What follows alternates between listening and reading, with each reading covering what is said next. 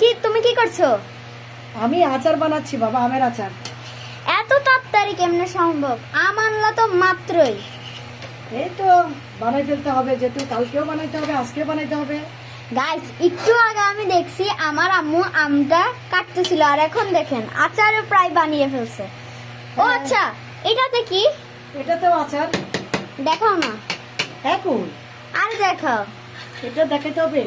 হ্যাঁ, এটাতেও আচার একসাথে দিনে যে কেন মানে আস্তে আস্তে হোক, দুইটাতে দিলাম, কড়াইতে সুন্দরভাবে হবে। জাস্ট আপনারা দেখেন কেমন। এই যে, তো সবাই খেতে চাইলে চলে আসবেন। এটাতে কোনো পানি দিই নাই, এটা অনিয়ন ভিনেগার সবকিছু মশলা দিয়ে আস্তে আস্তে করে আমের যে সিদ্ধ হওয়া পানিটা সেটা দিয়ে আচারগুলো বানাচ্ছি।